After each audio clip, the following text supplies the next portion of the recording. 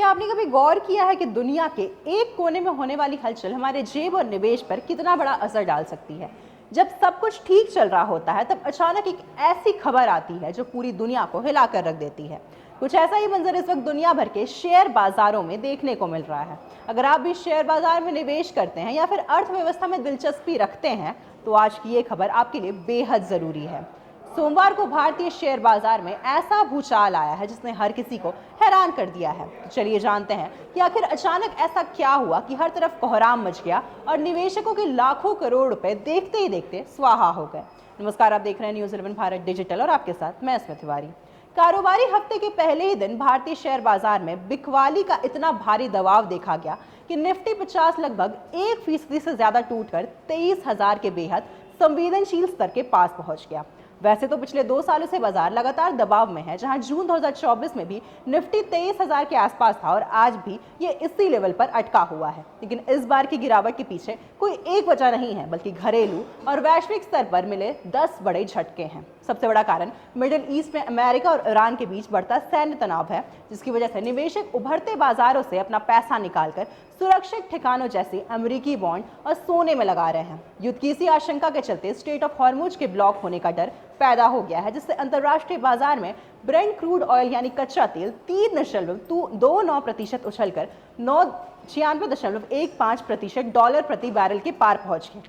भारत अपनी जरूरत का 85% तेल आयात करता है, इसलिए तेल महंगा होने का मतलब है देश में महंगाई का बढ़ना, जिसे ट्रेलर घरेलू एलपीजी की कीमतों में 29 रुपए की बढ़ोतरी के रूप में देखा गया है।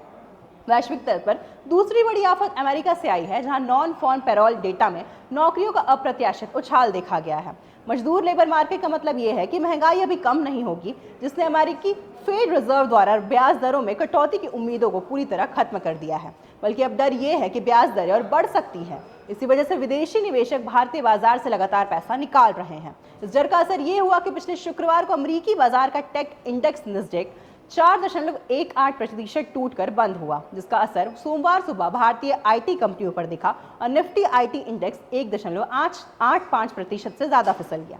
सिर्फ अमेरिका ही नहीं बल्कि एशियाई बाजारों में भी कलेआम मचा हुआ है। टेक और सेमीकंडक्टर पर निर्भर दक्षिण कोरिया का कॉस्पी इंडेक्स 6% से ज्यादा क्रैश हो गया, तो जापान का निक्कोई से भी 4.14% तक गोता लगा है। इसका अलावा आर्टिफिशियल इंटेलिजेंस और सेमीकंडक्टर स्टॉक्स में जो एक बड़ा गुब्बारा या बबल बन रहा था, वो अब ओवर वैल्यूएशन और कम मांग की वजह से टूट गया है, जिससे भारतीय एआई और सेमीकंडक्टर स्टॉक्स भी 2 दिन में 10% तक फिसल चुके हैं। बात अगर घरेलू मोर्चे की करें तो मौसम विभाग द्वारा कम बारिश या कमजोर मानसून के शुरुआती अनुमानों ने बाजार की चिंता और बढ़ा दी है। अगर बारिश कम होती है तो ग्रामीण इलाकों में मांग घटेगी, जिससे एफएमसीजी और ऑटो सेक्टर पर सीधा बुरा असर पड़ेगा। इस चौतरफा मार के बीच सोमवार को एमसीएक्स पर चांदी प्रति किलो 8,000 रुपए और सोना 2,000 रुपए प्रति 10 ग्राम सस्ता हो गया है। वहीं दूसरी ओर भारतीय करेंसी रुपया भी संभल नहीं रहा है और डॉलर के मुकाबले टूटकर 96.32 के पार निकल गया है। रुपए के कमजोर होने से भारत के लिए आयात महंगे हो जाएंगे, जिससे देश में महंगाई बढ़ेगी और रिजर्व बैंक को ब्याज दरें ऊंची रखनी पड़ेंगी, जो शेयर बाजार की ग्रोथ के लिए एक बड़ा स्पीड ब्रेकर है।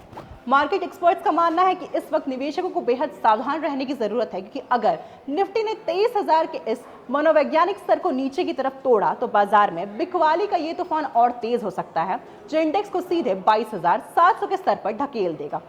वैश्विक मंदी की आहट और भू राजनीतिक तनाव के बीच आने वाले कुछ दिन बाजार के लिए बेहद चुनौतीपूर्ण होने वाले हैं। ऐसे में किसी भी जल्दबाजी से बचें और सोच समझ कर ही कदम उठाएं। इस पूरे मामले पर आपकी क्या राय है और क्या आपने भी इस गिरावट का सामना किया है? हमें कमेंट बॉक्स में जरूर बताएं।